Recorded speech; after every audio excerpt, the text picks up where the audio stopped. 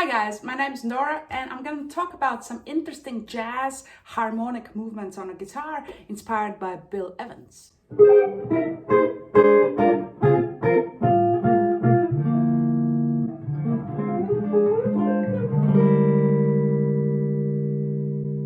So this is part of Bill Evans explorations I'm doing on my Patreon. This is part 6 of the specific tune arrangement. Specifically, this one, these 4 bars is from the book by Sid Jacobs, but I'm using it for educational purposes. I'm changing a couple of things there, and then I'm really taking each bar and making it into something completely different. So this is also about arranging and yeah.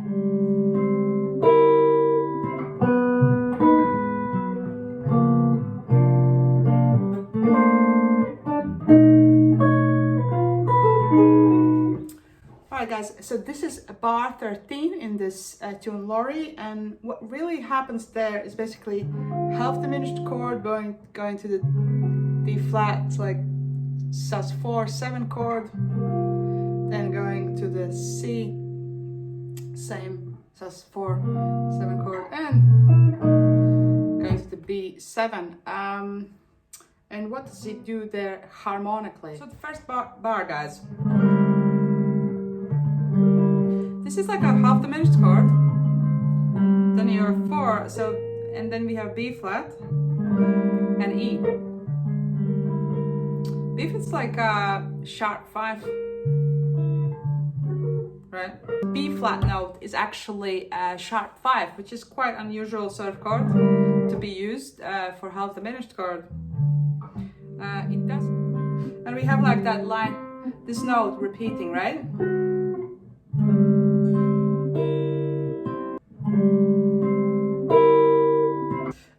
That's this sort of harmonic thing that's going on, and what it is really, is Locrian natural 2 scale. Really, like he took these chordal movements out, basically out of melodic minor. So this is 6th mode of melodic minor.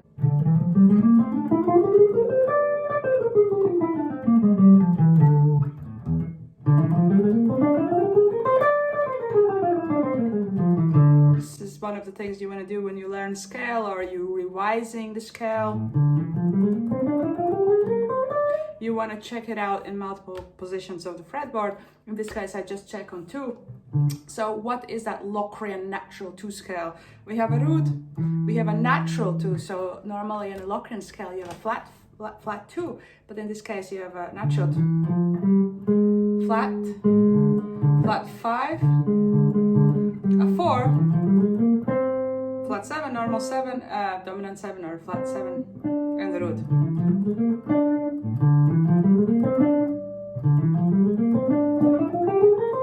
Right. All these notes really is part of that scale. And what else did I do when I checked that chord out? I was like, okay, can I replace that open string with something fretted?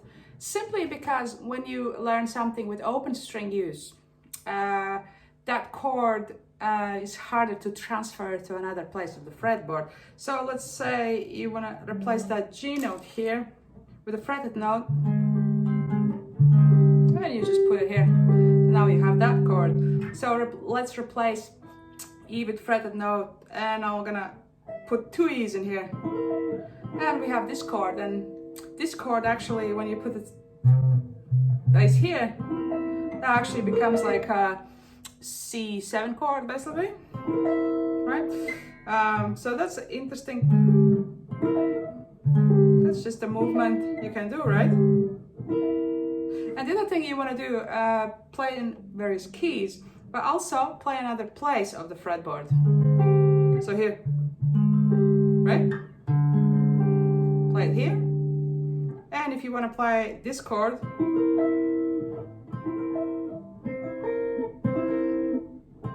right, you kind of have to stop with B flat here. So in this case, I added A flat in here as well.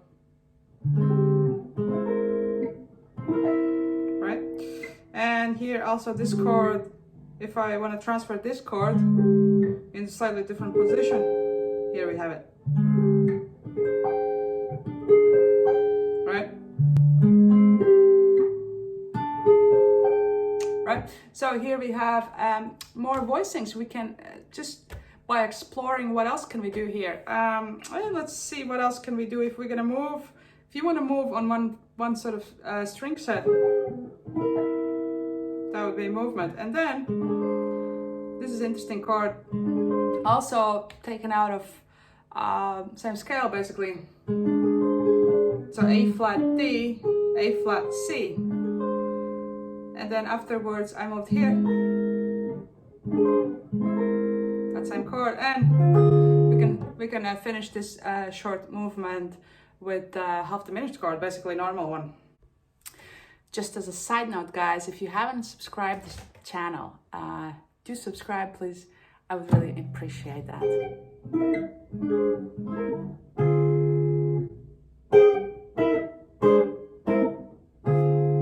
One thing you could be doing also is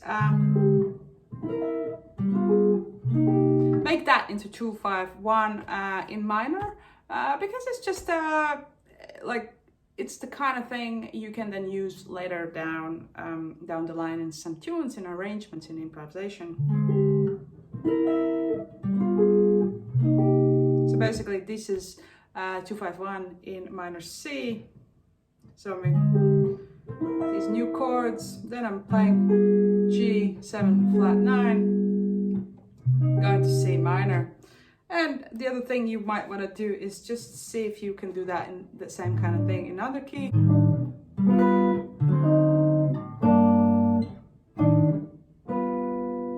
I mean, you could make that movement smaller.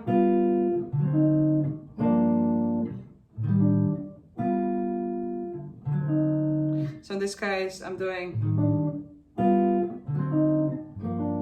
slightly different voice leading here. So try that in more keys, guys. Maybe take another tune and try to put these new voicings. If you like these voicings, if you want to use them. If not, we can move on. And let's put some of this movement together.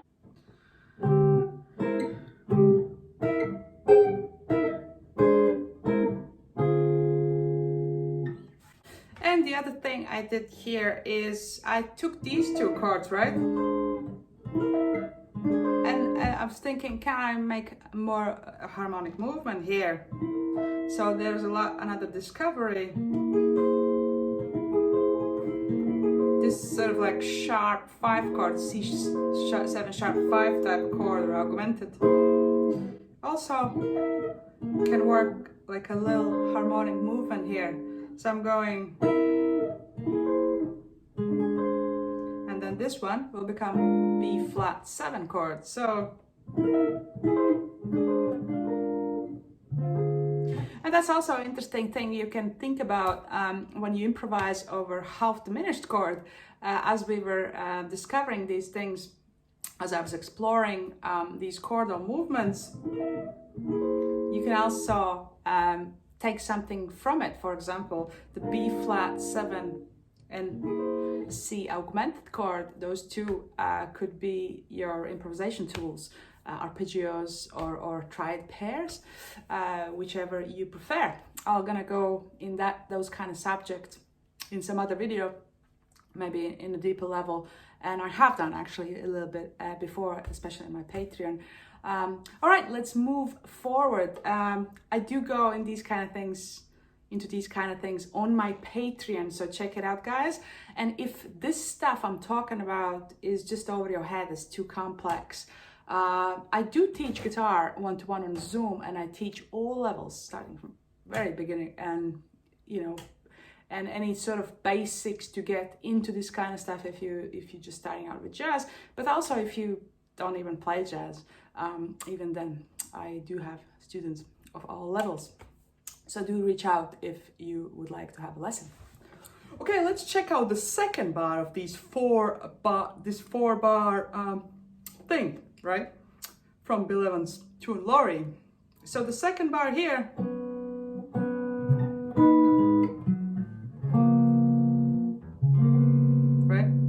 try again.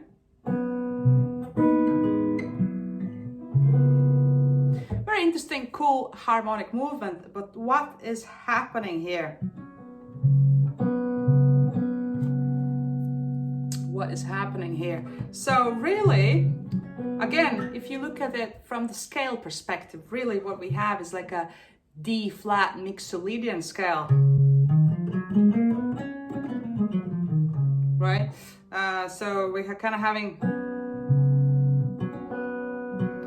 and to make this sort of like more harmonically, maybe even more clear in a way, and also usable in other situations, you could change that open string B to 12th fret here. And bass is just going from the 4 to 1, because we have, that's actually D flat, sort of 7 sus4 kind of chord.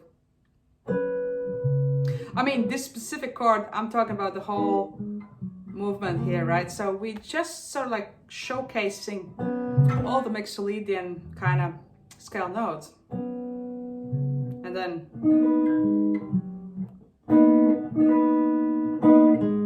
we have a, you know, if you look from the D flat perspective, this is this minor 7.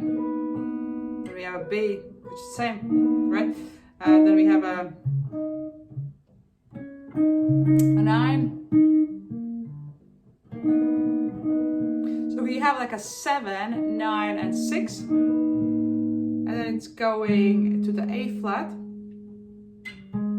as a 5 in the D flat, going to 4, and this chord, this is like a chord that showcases 7, minor 7 and 6 both together, which is kind of more unusual in jazz, but in this case it just makes it clear that that's a mixolydian scale, and there's no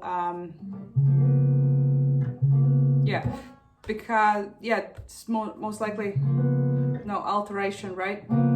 So yeah, just a mixolydian scale really. What is mixolydian scale? You have a root 1, root 2, normal 2, natural 2, major 3, 4, like perfect 4, perfect 5, 6, major 6, and minor 7.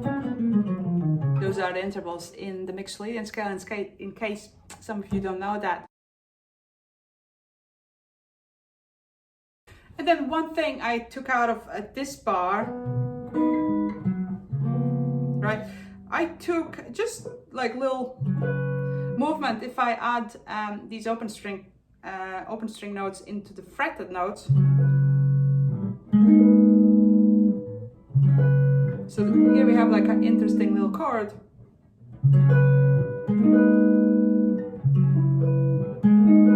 Right? That's just interesting movement. Can be used in mixolydian situation.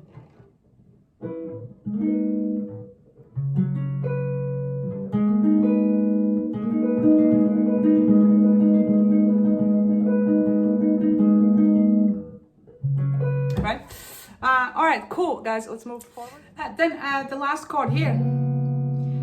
It's interesting sound. So in case you like that sound, it's a little tricky to play without an open string. You have to stretch your fingers a little bit, right? I'm gonna play that. If you like the sound, then you are capable of, you know, stretching your fingers like this. That would be G, right? You have kind of like a 6 and 7 in there. You have major 3. Little stretchy chord, right? So if you do want to check that chord out, I suggest you could do like some kind of 2-5-1. In this case, in a key of G flat. So let's add the minor 11 in there, just because it's kind of like A flat minor 11, going to that new chord and going to the 1, right? So 2, 5, 1, right? So that 6 sound, it doesn't feel like 5, right? But it's an interesting movement if you do like that. I suggest you do check that out in multiple places. on fretboard. Let's see that in a key of C, and this one, right? Okay, yeah, so that's that. Let's check out the third bar here. So, right, this is a stretchy chord again, as if you want to do it or not. So this chord, you have all the, you know, notes on one fret, easy to play on a guitar. So you have root 4 and minor 7 and a 9. Again, this chordal movement is again just a Mixolydian scale, really. C Mixolydian scale in this case. And this chord, that's the thing, in this case it's kind of used as for the C. But that chord is kind of interesting if you kind of like put different bass in there. It kind of gives you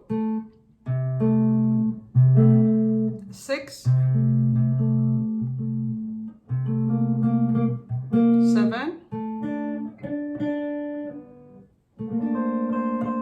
9 and root again. It doesn't really, don't know what you call that, because it doesn't really tell you what the third is.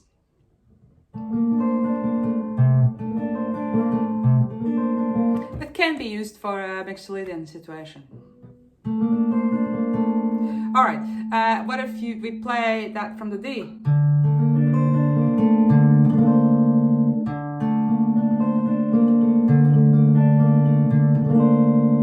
So we kind of have, if D becomes a root, same notes, but D becomes a root. We have a flat 6, no minor. We have 5,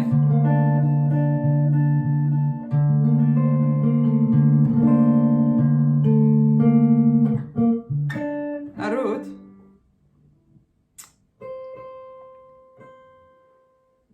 and that's a minor 7.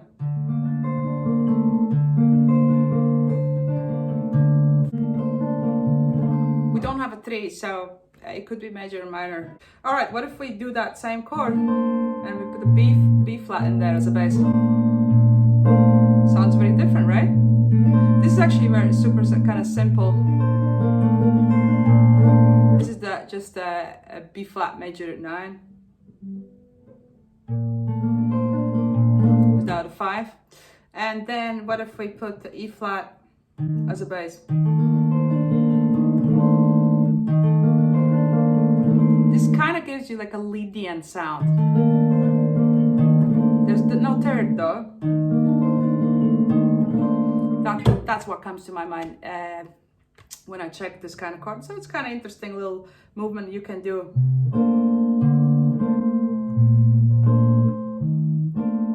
Let's try again.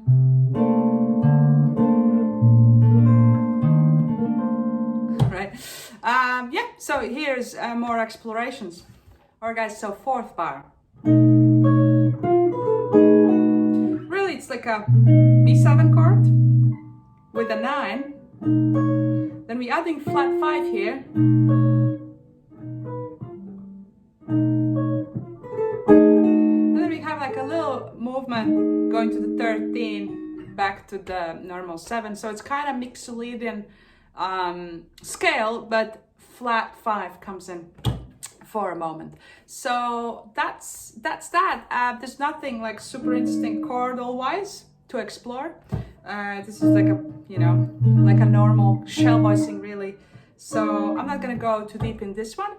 However, what I did is I was sort of more inspired to compose an etude based on that first bar and based on that Locrian natural scale.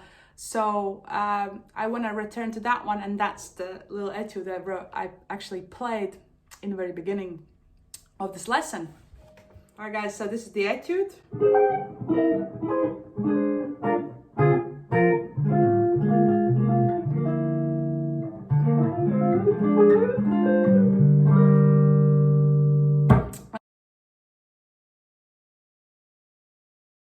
And what's going on here? I already explored these chords I just didn't go to this one here. I went only to this one here. And then that. However, what's happening afterwards? All right, so this chord, we have a 3, we have a 7, we have a 3, and then we have a sharp 5, which is kind of strange in a way, but it's just an interesting chordal movement in here. So it's obviously no longer half diminished, right? And then I go to this one, which is a half diminished.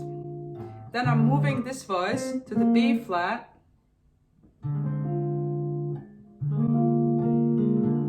So this chord, really what I did is just changing that movement, right? It became like a flat 6 or sharp 5, like a diminished chord really. So this is half diminished, and then this one, it's like a diminished chord, but with a flat 6 sound. And then what I did, I moved this voice into the C. And that becomes another chord again. So it's sort of like sharp 5, minor 7, and sus.